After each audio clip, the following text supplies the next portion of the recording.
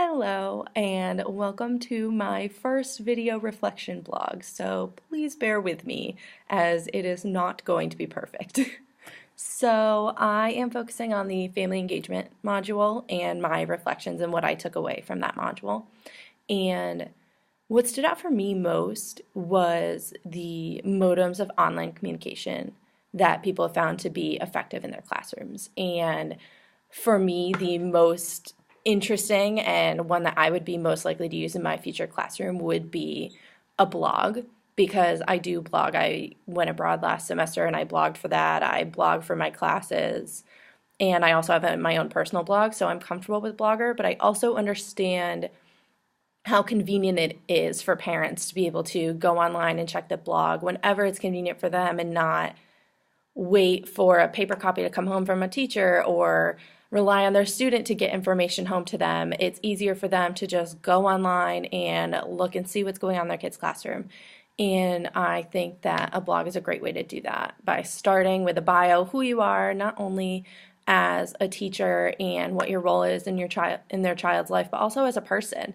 What do you like to do? What are your interests? Show the whole individual and not just, I'm a sixth grade Spanish teacher, like showing them that you're a person and you do these things and this is what you're interested in, because that makes you more relatable, and parents, in my opinion, are more willing to communicate with you and be like, oh, not just on an educational basis too. They could even comment and be like, oh, I ski too. That's really awesome. And stuff like that. It's another way to engage with your parents and make them more comfortable with talking to you. Another thing with the blog too that I think is cool is you can post classroom updates, and even like once a week, bi-weekly, whenever you have time, snapping a couple pictures in your classroom of a cool project that's going on, or the free write that's happening, or this cool online platform or app that you're using with your students, and show that they're using it and show parents what's going on in the classroom so they can have a bird's eye view of what's going on with their student based on more than just what their student comes home and may or may not tell them. And it's a really cool way to connect with parents on a little bit more casual level, because it's not direct contact all the time. It's them checking in on your blog and seeing what's going on, or if they have questions, commenting or emailing you. But it might not necessarily be about specifically, like, I know, especially growing up for me, the only time my parents ever talked to my teachers was if there was a problem, which meant usually they weren't talking to my teachers. So I was a decent student, which I'm kind of proud of. But I know for my younger brother, my parents are in contact with his teachers about like homework and this and that and all kinds of things. And like my high school has this implemented system where parents can send text reminder, or teachers rather can send text reminders to students and to parents about homework and tests and whatever's going on in the classroom. And I think that's also a really cool, I guess it's a platform, I don't really know exactly what they call it, but a system that this school is using to get information out to parents and to students. And they always say like, oh, these millennials are always on their phones. Like, yeah, we're connected to our smartphones. I get it. I have my smartphone all the time.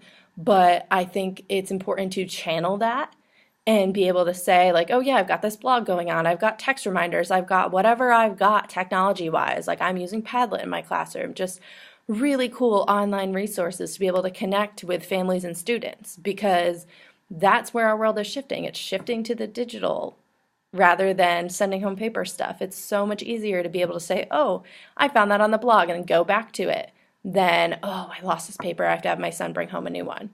So I think that moving your contact not solely to the internet, but primarily, is a really cool thing. And I still think that like phone calls home are good, because verbal communication is also important. But I think that a phone call home can be not less effective, but definitely as effective as a blog post, because it's so much more accessible.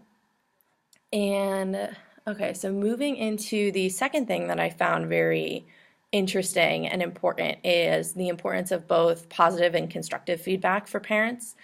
And I talked about this a little with just like sharing what's going on in your classroom, but I think that when parents only hear from teachers about the things that their students need to work on, it's very hard to get a gauge of who they are as a student because they only hear the constructive criticism rather than the positive things as well.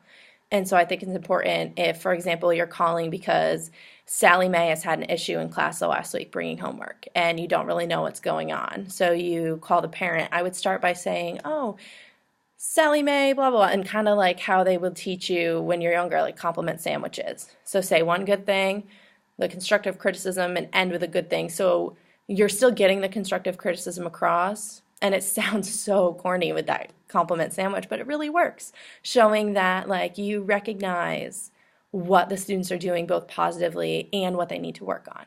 And so parents are aware of both. And I think that parent input is extremely important in a classroom because a lot of times, especially middle school, like middle schoolers need support. They need support from their teachers, they need support from their parents and from their family members. It's a very, very restless time. I remember when I was in middle school, if I didn't have my parents to support me through what was going on, I don't know where I would have been. But I think that parent input is extremely important. So doing things like Google surveys or inviting them to send comments and concerns and questions and ideas. And I think surveys are a really good way because if you send out a 5-question Google survey, a parent's way more likely to fill it out than to take the time out of their day to email you and say, oh, Sally Mae has this going on, or like, I think the students are dealing with this issue today. Because I know like parents are worried about bullying and they're worried about social media, especially Snapchat, Instagram, all this stuff that they might not necessarily know about. But if you say to the teacher like, oh, this is what I'm worried about, the teacher can say, oh, I'm worried about that too. This is how I'm going to implement it in my curriculum, or like this is what we're doing as a team to do this. And I think that being very transparent with your parents and being like, okay, I understand that I hear your concerns and this is how we're going to deal with them. I think that that makes parents more at ease knowing that their teachers of their students understand what's going on in their lives and are doing something about it, but also it just creates a healthier environment for the student because at the end of the day, it's all about the student and what they're learning and making sure that they are the focus. So I think that family engagement is very important and finding effective ways of communication. And it'll definitely vary from year to year. You'll have parents who are very tech savvy and can work Blogger just fine or like whatever platform you choose. But then there will be some parents who don't have a computer or they aren't really into the whole technology thing. They don't really know what's going on with that. So I think being flexible about that too is important, and it's important to get a gauge on who your parents are as well as who your children are and your students, because in order to see the whole picture and to be able to help each student, you need to get a sense of what's going on with your parents and your students and find the best modes of communication that will work. Because as great as all this technology is that I'm talking about, I also understand that not all parents are comfortable using WordPress to find a blog, or they might not even be comfortable with email. You have no idea what you're getting each year. So I think it's important to be able to gauge that and plan accordingly. Well, that's all I've got. Until next time, thank you for watching.